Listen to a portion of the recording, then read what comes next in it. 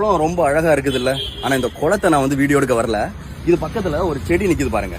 இந்த மரத்தை தான் நாம வீடியோ எடுக்க வந்தோம். இந்த பூ எவ்வளவு அழகா இருக்குதோ அந்த அளவுக்கு இதுகிட்ட மெடிசனல் ப்ராப்பர்ட்டி இருக்குது. இது என்ன மரம் அப்படின்னா ரோட் சைட்ல எல்லாம் நிறைய பாத்துருவீங்க.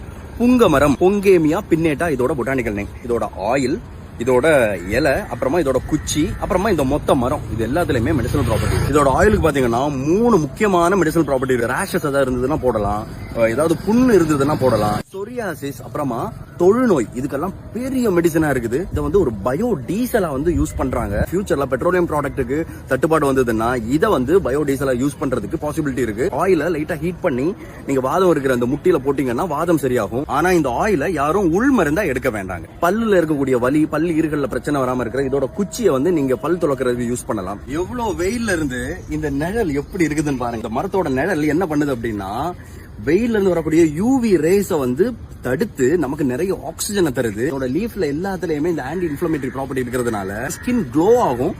இதோட ஆயில் வந்து ஃபேஸுக்கு போட்டு வந்தா கூட ஃபேஸ் க்ளோ ஆகும். டாப் டு பாட்டம் இவ்வளவு பயன்களை தரக்கூடிய இந்த ஒரு மரத்தை வெறும் வேலிகள்ல மட்டும் இல்லாம உங்க வீடுகள்ல நீங்க நட்டு வச்சீங்க அப்படின்னா எக்கச்சக்கமான பலன்களை அது உங்களுக்கு தரும். சோ இந்த வீடியோ பிடிச்சிருந்தா லைக் பண்ணுங்க, நிறைய ஷேர் பண்ணுங்க. கண்டிப்பா இந்த மாதிரி ஒரு மரத்தை